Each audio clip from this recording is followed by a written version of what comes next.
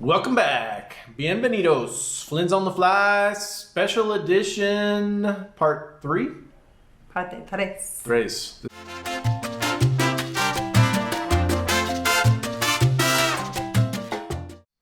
Third and final part in how to prepare for your move. We've already talked about physical preparation, mental preparation, and now we're going to talk a little bit about emotional and spiritual preparation. And we have 4 tips for you in this area. And we're going to start with investing in your relationships now, especially with your significant other or the person that's accompanying you down here to start this new life. You know, when you're in the thick of it, everything is kind of busy and hectic. You're working, you're raising kids, grandkids, all of that kind of thing. And all of that is going to come to a very quick and sudden halt.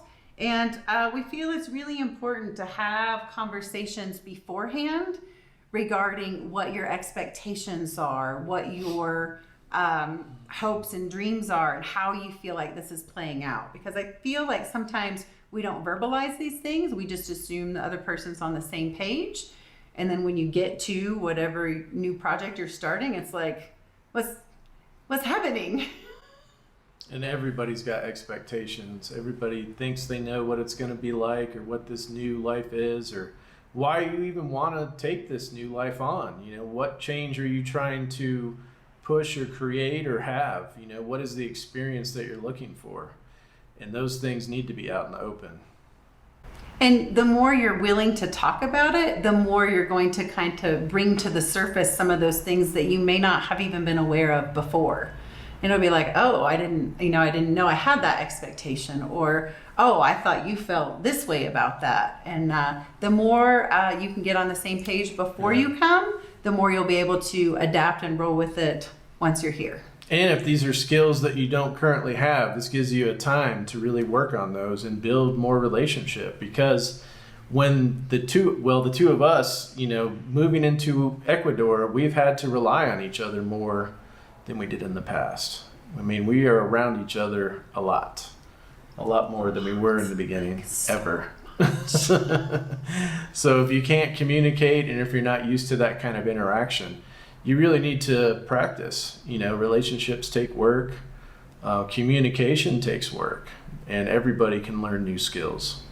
And gratefully, we've both done a lot of interpersonal work over the years, so we weren't starting fresh with this. But if you want more tips on possible need for couples therapy, we'll put a link to that video in the description, or people say like up here, or I don't know if you know how to do that. We're not doing those. We don't have any of those things that pop up anywhere. So we can skip that. Okay. Maybe next time. Yeah. We're open to learn new tricks. Later.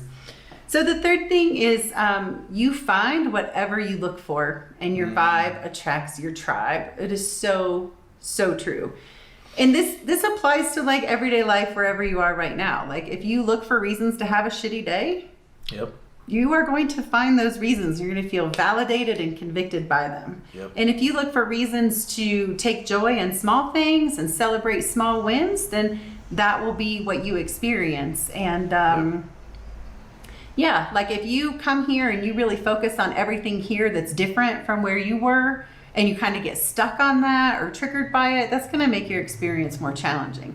Also, I will say, if you have, if you think the world is an unsafe place, if you think everybody is out to get you, if you think people can't be trusted, then that will bleed over into the experience that you have.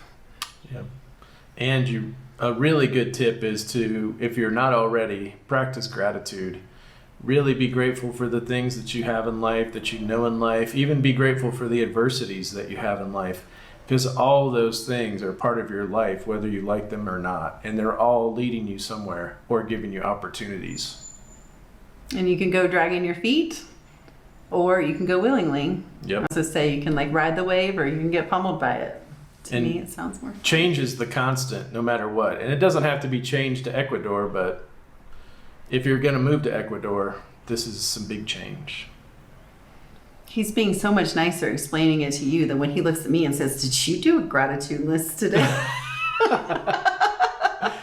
Because sometimes I need to be reminded. This is all coming through wisdom that we're sharing with you. And we're not perfect at any of this stuff. No, This we is are just- still learning, still growing. Oh yeah, but it's things that we keep encountering and keep realizing how important they are, so that's why we're sharing them. Absolutely. The third tip we're going to give is, like, if you have not done any of your inner work, if you maybe had like significant trauma in your childhood, which I think most of us have, or, divorce or unsettled, whatever it is that had been going on, and you've kind of been able to brush it under the rug or pretend that it wasn't bothering you or it didn't matter. I know I've seen this so many times over my years in practice. Like, as soon as you retire and you have all that time and the busyness is kind of stopped and you're left with this space, you start to hear all those thoughts you've been trying to avoid. And I think, that's going to happen after retirement wherever you live. It's going to be even harder to navigate that when you flipped your whole world upside down and you're in another culture in a foreign country. So even if you don't, like, I'm not saying you have to have it all figured out. Like, I don't know anybody who has all their shit figured out. But be willing, be open to say, ooh, yeah, that might happen. And then you'll be prepared for when that stuff comes up when you're here. And some people call it a geographic cure. Like, you think that moving is going to fix something, or moving someplace else is going to avoid something. But no matter what, where you go, there you are. Where you are. And you're going to bring all that stuff with you. So get to it. Today's the day. I mastered the search for the geographical cure in 20 moves in 18 years or something crazy. Yeah. And I only figured it out once I started to stay in one place. So. Okay, along with that, our fourth tip has to go with knowing or having an idea that a loss of identity of who you are is probably going to come with your transition. Whether you were a high-powered executive, or you were, a stay-at-home mom, or this was your thing and that's what you did all the time, or you were like a master craftsman in some way, or an artist, or you were renowned in your field for whatever it was. It's give yourself some grace and know that it's going to take a little while to transition out of that and into this new way of living and being. Mm-hmm. Yeah, there's got to be time. And it's a deconditioning too. It's a deconditioning process from what you think you were doing, what you didn't want to be doing, what you were stuck doing, because it's all going to be new. And you are more than what you've done. That's just a little part. And if you're willing to transition into a new way, then you won't feel the loss so intensely of the old way kind of vanishing or disappearing. And that's why we're called human beings and not human doings, because it's not about what we do.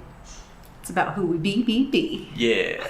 And if you are single too, coming here and in relationship and looking for people and tribes and vibes and all that type of stuff, there's plenty of people to meet here. There's plenty of people to communicate with, have long discussions with, great conversations with, and you'll find those people. So don't think it has to be a move with a significant other, because there's plenty of people that move here solo and make it just fantastically.